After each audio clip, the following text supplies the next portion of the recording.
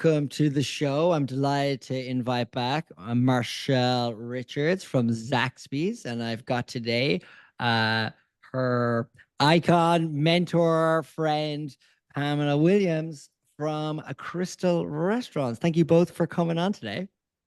You're welcome. Glad to be Uh, here. Delighted to have you. Delighted to have you. Marshell, welcome back again. Delighted to see you. Thank you. Thank you. Thank you. Thank you. It is great to be back again. Oh, thank you. That's so nice. That's so nice. As many listeners, even though this is recorded, obviously, but we're in the midst of our series of women in leadership in hospitality, and I'm delighted to have two leaders here with me today. And we are going to dive into the topic of DE&I in hospitality, diversity, equity, inclusion, for those of you that are actually living under a rock, because how could you not know what that is? But that's why we're here to turn that rock over. I guess, like diving straight into it. I mean, and I'm gonna start with you, Pamela, as well, because you're fresh to the pod. Do you want to tell us, like what DE&I means to you and what is it, just to define it in and of itself? Well, actually, to me, it just means the ability to show up authentically as yourself and be accepted. I mean, I I love how like boom, matter of fact it is. And it's like it's so Uh-huh. true though. Like, I mean, literally just be yourselves, be authentic, and bring that to work and bring that into every facet of your life. Absolutely. And Marshell, what about you? What's your take on it? Um, my take on it is just, it's the same as Pam's, but it's also for me, it's about having a seat at the table and having to be able to be considered, um, for your opinion, the right to be considered. Exactly. And I think, that's the thing that like, it's really kind of as an initiative and as a global initiative, really, it's really gathered steam over the last, say, decade. I mean, I moved to America in 2015 formally, like I've been here since that long, and it is become something that's become more of a conversation in the workplace. Like, I guess my question is, what took it so long to become that conversation in the workplace, Pamela? Why did it take so long, Pamela? Well, I think there weren't enough people that were really discussing, like, hey, we have a problem here.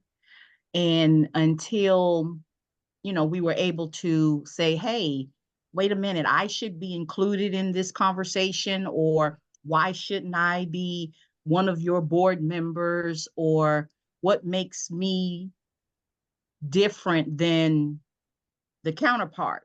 Yeah, So until we started speaking up and saying, hey, like, I deserve a seat at that table. Right. yeah. And like when I think about it and I think of like the three words themselves, I see like diversity, I see equity and inclusion. Mhm. I am just like I'm perplexed that any of those three words could be a cause for anyone to like take a step and go, oh, I don't know that. You know what I mean? Like as if there's some sort of Mhm. like agenda to it when the three words themselves could not be as pure an ideology for a great workplace as having great diversity, great equity, and great inclusion. Like perplexing, I think. And even like for somebody like for me, like as somebody who's kind of come from like a very sort of like white bread environment like Ireland. You know what I mean? Like it's very like, everyone looks the same, everyone sounds the same, everyone's the same heights and colors, same everything. And there's more of a class issue over there than there is like sort of like, you know, different like ethnicities or different creeds or whichever. Like, I mean, there's so many tribes in this country. It's like amazing. Mhm. I mean, it was what makes the country great. And I guess, for both of you as like leaders in this space, leaders in your workplace and really like and being leaders for even coming on this pod and wanting to have this kind of conversation, like when you think about like sort of like uh how are these when you think about like being a leader yourselves, like why are these so important for a modern day leader to have a great grasp or a great understanding of DE&I? Like why is it so important, Pamela? Well, I think leaders need to understand like different perspectives and experiences that can be able to be brought to the table. You know, inclusion, environment where a sense of belonging is extremely important. Like it's different to show up and know that you not only do you feel you belong here, but for them to be inviting and say, yes, you belong here. So. Yeah. And what about you, Marshell? You know, again, I'm going to echo what Pam said, but I also think it's about the ability to be able to understand that if you want something different, then you have to do something different. And that includes having different voices. That includes having a different opinion and a different perspective. But first, I think it's about getting past that idea, you know, because for so long, the idea was hire like-minded people that are like you know, who doesn't want to be around people that are like you? It was a big misconception that it brings a better culture, it makes people feel good. Well, it does. But then when you think about it, if you want something different, then you have to do something different. And businesses now have to think outside of the box to be able to accomplish anything. And I think one good example of that is COVID.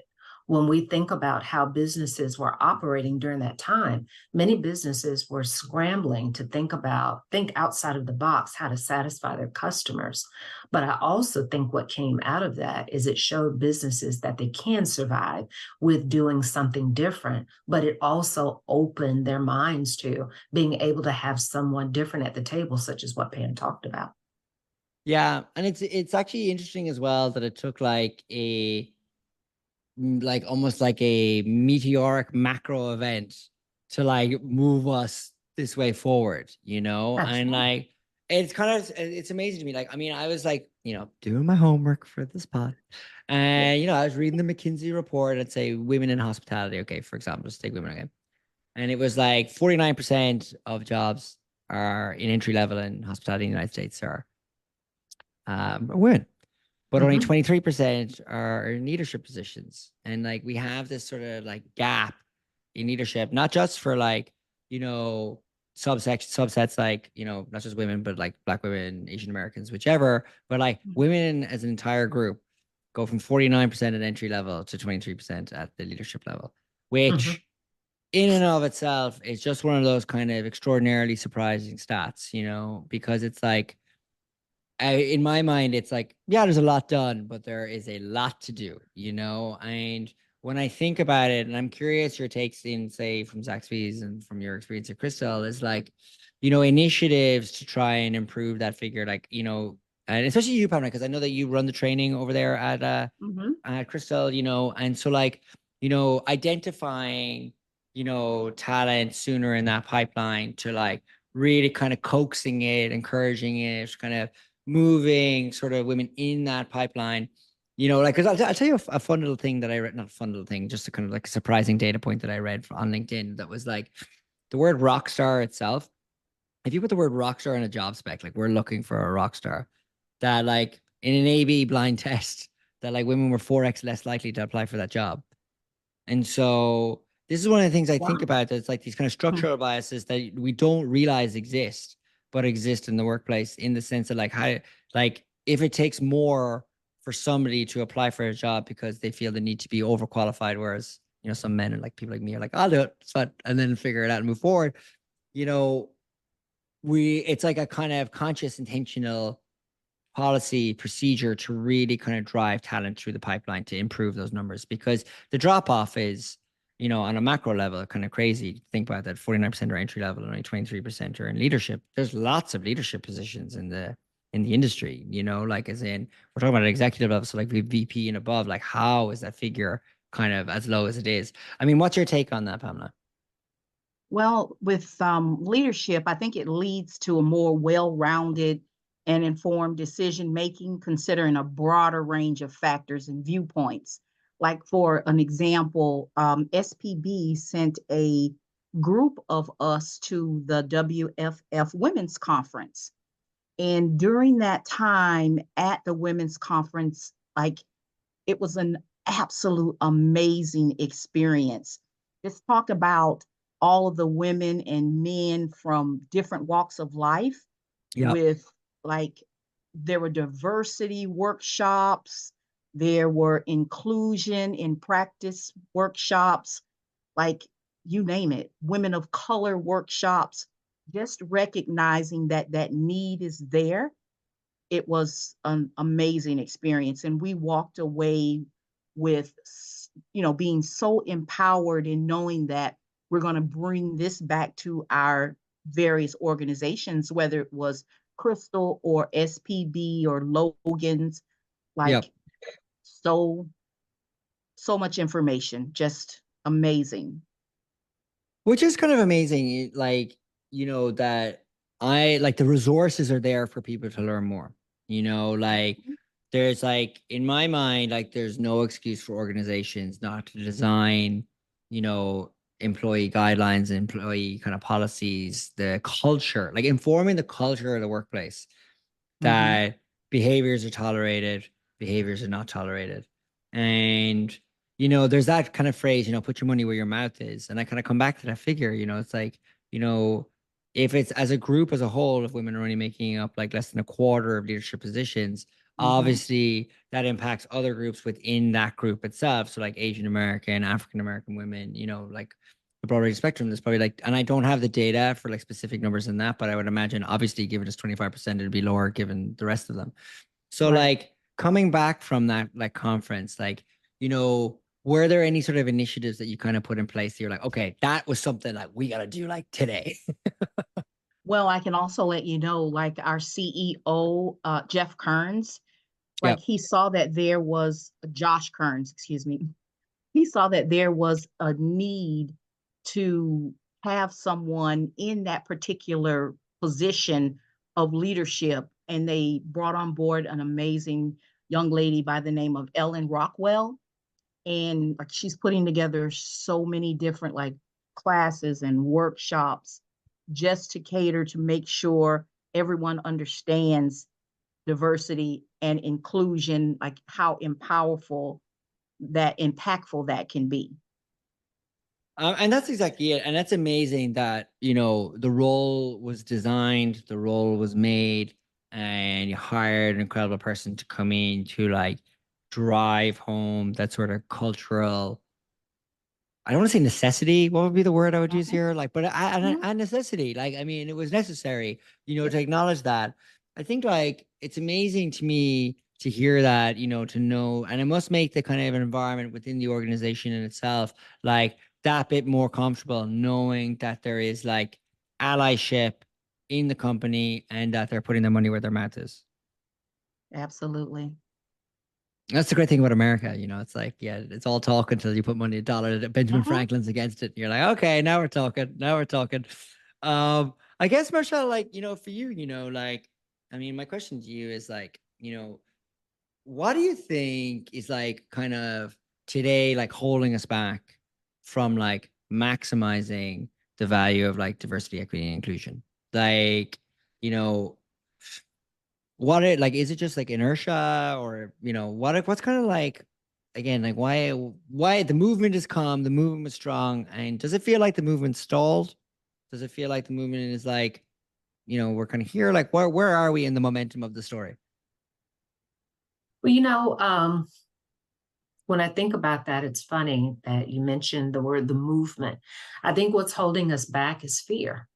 I think fear of the unknown. I think there's so many people that feel like, out of this movement, that there may not be a place for them. So when I go back to talking about where I think we are with that, I think what's holding us back is fear of what may happen to everyone else's place when you allow those other spaces, those other spaces to be filled. That's actually an awesome analogy, by the way. I'm thinking about this. I have to say, I feel like you've kind of contextualized it so well. Like it's not like you want to rip the chair away from somebody else. It's not That's like right. Mhm. it's not a game of winners and losers. It's not musical Right. chairs. It's just like, get me a seat at the table too. Like I just That's want to right. be there, you know? That's right. And I And it's think like, yeah. put that way, it's easy for us to have this conversation, but it's not easy for others to have this conversation because they feel like, some people feel like you're pushing me out of the way to allow someone else in. And that's exactly the opposite. I won't speak for Pam, although, we worked together and, got along very well and saw things eye to eye. I'm gonna speak for myself and say I don't see it that way at all. I see it as there's enough room for all of us to sit here. Just be open-minded to all of us sitting here. Nobody has to go anywhere. I agree with that, Marshall. Like that is so profound and impactful. Just the fact that, you know, in the past, there's been certain, you know, only certain people at the table, let me say. Yeah. But Right. now just knowing that I'm not trying to take your spot. That's All right. I want to do is help provide support. Just imagine what we can accomplish together. That's right. That's And right. I That's bring a viewpoint to the table that maybe you have not thought of. So we can all get together and work together for the common good. And I really feel that, like with my organization at Krystal, it's open. Like there's room for everyone. I And I mean, feel go yeah. on. No, I go was ahead. going to say I feel the same way, Pam. Mhm. At Zaxby's, and you're familiar with it too, Alex. 3 years ago we were purchased by Goldman Sachs, and Goldman Sachs certainly has been a trailblazer for not only women but for diversity, equity, and inclusion on all forms of it that it could take a place with. And since they've been there, they've really infused that into our culture. Yeah, and like the thing about it is, and I'm gonna throw some data points at you guys that are super positive. Uh, Right. that like, you know, Twitter's a cesspool. The Oh, internet comment sections are cesspools. I'm just gonna put it on blast right here in the pod. I mean, you know what I mean? Like, for however maligned in like toxic media that like DE&I is, as a sort of movement, the facts are the facts. And I do want to spit some facts for everybody here just to so show like this. And this is BCG, Boston Consulting Group data, okay? Okay. This is from 27,000 employees in 16 countries, okay? For reducing attrition, leadership that prioritizes inclusion in the workplace can slash attrition by at least 50%, okay? That's because employees who witness or experience discrimination, bias, or disrespect are nearly 1.4 times more likely to quit their job. Okay. So like that's improving that. correct. Motivation. Okay. When employees believe that DE&I programming is a corporate leadership priority, the number of all employees who are happy increases by 31 percentage points, while the number of those who feel motivated increases by nearly 25 percentage points. And companies with above average diversity on their management teams also report innovation revenue 19 percentage points higher than companies with below average leadership diversity.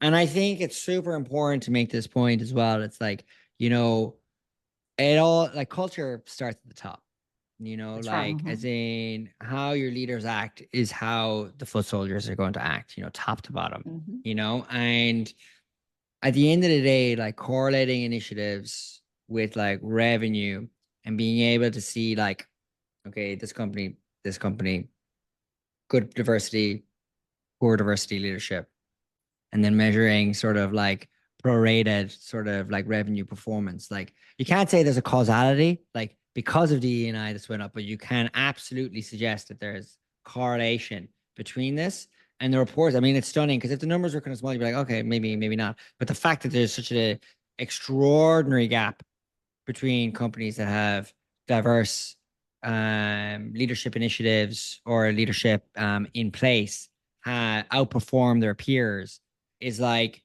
what does it like? I mean, in my head, I'm like, what will it take for people to get this through their heads? That quite clearly, you know, valuing humans and going back to the very beginning of what Pamela said, which is like coming and being your real self and being authentic at its bare bones. That is literally what we're like, what the message of DE&I is at its bare bones, being authentic, being yourself, and like being able to parlay that through the country, through the company rather, like will lead to success. I mean, when you hear me say those stats, like, what do you think? I think it's true. I think it's absolutely true. Yeah, I would agree with that. And I would say I've lived it in some of my other previous jobs as well. But, you know, I think within the QSR industry, as how just, you know, customer service and everything has changed, businesses are doing themselves a disjustice by not staffing their establishment, whether it be QSR, whether it be customer service, to represent the communities that they are surrounded with. I think, you know, Pam and I spoke about that the other day. In order to make people feel comfortable and everything as they're going through and they're patronizing this establishment, you know, they want to see who represents their neighborhood behind that counter serving them. They relate to them. They come back, they talk to them. You know, even within our Zaxby's locations, we have customers that come in, and some of our cashiers know what that customer is going to order before they approach the counter. Call that customer by their first name. Customer calls them by their first name. Go out and sit with them and talk with them. And I don't think they'd be able to do that if they didn't feel comfortable or drawn to them. What do you think, Pam? And that extra touch that you're talking about, like that's what we call at Krystal, like table touching. It makes all the difference because you know that customer. And guess what? When they're determining like where they want to go and have breakfast, or if they want to go to Zaxby's or Krystal's, they're going to remember that customer service that they received from this particular cashier, or just the manager coming out and like knowing those customers. It makes a big difference. Absolutely. A tremendous difference. That's going to determine where they're going to visit. Because you can go anywhere for the most part and get good food, but you can't get that great customer service and knowing that this person is can relate to me. I mean, that you hit the nail on the head there, because that's the first time we've mentioned like guest and customer experience. And it's like, here's it in a contextual example. Like it's right there, like designing it. And so like designing like the way you hire people, train people, where you're like placing your employees. Sorry, forgive me. And like, thank you. And it's like, although so far away. And the fact that like, people like designing that culture of like openness, authenticity, like being yourself, that like guests come in and they know your name. It's like, I like that person. And vice versa. Like they're like, oh, here comes Jimmy, you know, like coming in, and it's like knowing it. And like that phrase you mentioned, like table touching as well, Pamela, is just like fantastic. It's just coming over, like checking in. It's like creating that real, authentic kind of culture. And I mean, your businesses thrive on that. And I think to your point, you know, like you can kind of get food anywhere. Like, I mean, literally, you can pull off any road and there's a restaurant on every road. So it's like, why are they coming to yours? You know? And that's the thing. And I'm like, it's like, it's funny because it sounds like it's so easy. Do you know what I mean? It's like, but the devil's in the details, as they say, you know? Absolutely. That's right. That's one of the reasons. And when you talked about culture starting at the top, that's one of the reasons why Zaxby's changed their location. Just recently, our home office used to be located in Athens, Georgia. And in Athens, Georgia, there were 4, maybe 5 different buildings that made up the one Zaxby's corporation. So literally, finance and team was in one building, training was in another building, IT was in another building. And so new leadership came in, and our leader, Bernard Acoca, announced that we would be purchasing a new office, new building in downtown Atlanta, not for the glam and the glitz, but to be in one building together.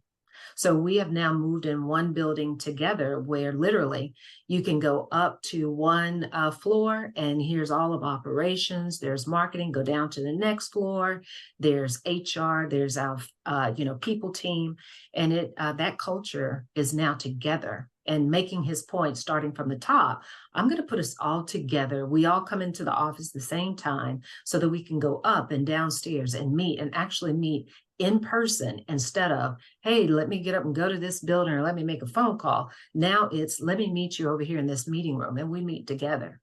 So I really like that aspect, because before we were all over the place. I mean, you know, and it's interesting you say that, like being in the office, it's almost like you're countercultural now. Like I'm the guy calling working from home here, you know, and I'm like, I think I've met my colleagues a handful of times in the multi years I've been at Landed, you know. And so obviously in our sense, like we're obviously fostering our own sort of unique sort of digital sort of culture as well, which brings its own challenges and also brings its own opportunities, you know, like we do different things together. But doesn't it feel good to see each other face to face though? Oh, God, it's nothing like it. I mean, the only thing, I think the reason why nobody like wants to go back to like, you know, the office again, you know, like if you're in a work from home environment, you're like, oh, I got to commute an hour on the train in the morning and an hour back in the evening. It's like people are very used to their sort of like, and I know you obviously you were all like speckled in different offices per se, and now you have one centralized hub. Where I say like for us, it's like, you know, I remember, you know, having to get on the subway in London and like getting in there and it was like sweaty and it was horrible. And you're like, God, I would love not to have to get on this train this morning on a Friday, hungover. But you know, let's keep it all lighthearted here. Okay, question, because I know that we're like, you know, this has been a very fruitful conversation and I've enjoyed every minute of it. I guess one of the things, you know, is an actionable thing, because both of you are very like hands-on in this, is like of like sort of like practical initiatives that you've seen or that you've worked with. Are there any that kind of stand out that you'd be like, okay, if you were to recommend to companies that like somebody listening to this is like, where would they dip their toes? Like what should somebody do hearing this pod, hearing how positively you both speak about it? What should they do? Pam. Yeah, I can tell you that with Krystal, we have a monthly what you call lunch and learn, where all of the RSC members get together on a call and various topics. But it's collaborative so that there's at the end of the call, everyone has a viewpoint, everyone communicates their viewpoint, and this happens each and every month throughout our entire organization, whether it be Krystal, SPB, Logan's, like you name it. So that is something that once SPB took, you know, we started to be a part of their brand, it was something that was like really, really great to do. So Awesome. It's Awesome. a great place to start. Yeah, for Zaxby's, what we recently implemented is we have a future leaders meeting that just got started. So there are different leaders based off of your appraisal rating that were selected from different departments, and they're all meeting together and they're submerging in different leadership training and taking it back to their departments. That's key, you know, and again, that's like goes back to identifying talent in the workplace, you know, and it's like not your pure, is this person revenue maximizing? Like there are other indicators as to that you're looking for to identify leaders and bringing them into the fold. And like, I mean, that is literally, you know, put another example of putting your money where your mouth is. You know, it's like, okay, actually, like we see this, you're an investment for us. Like we are investing in you. And I think it goes back to, you know, the like access of for opportunity. You know, it's not like you're necessarily giving the opportunity, you're giving the access for it. Like you're like, if you want this, this is there. We're going to like design the program to be such that like we will find people and give people the access to try and move them forward in their careers, which is kind of like what you want from your employer. It's kind of what you want from anybody, really. You just want somebody to give you a shot. You know what I mean? But now, like putting formal practices in place, I mean, it just creates a one, like that sounds to me like such a wonderful initiative, like to really kind of be such an unlock for people, Marshell. Oh yeah, definitely. Definitely, it gives everybody a chance, and it's not based off of who you know. It's what you've done and what you can be. Just the art of potential. I see Pamela nodding away there. She's like, yeah, yeah, just I because agree. it's just like, let's see what, you know, what is offered, what you can bring to the table. And it's not anymore, like Marshell mentioned, who you know, it's what you know. That's Yeah. right. And that's what we want. I mean, God, can we get away from this now with who you know, what you know kind of life world that we live in, and like just like It's definitely in moving toward the past. I would finally. agree. I would agree. Both of my leaders, our CEO and our COO, has really infused more of that into the culture.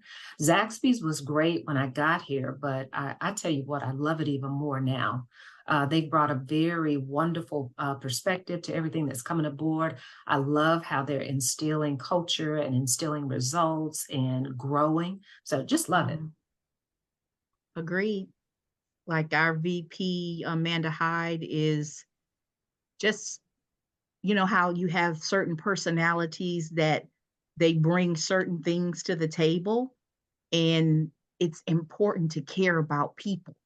Wow. And that's what she brings. She cares Uh-huh. about people. And it doesn't matter the color of your skin, your gender, like you're given the opportunity to bring it to the table and be great. Love it. I honestly couldn't think of a better way to like, you know, stop the recording and end the conversation. I mean, like, that's awesome.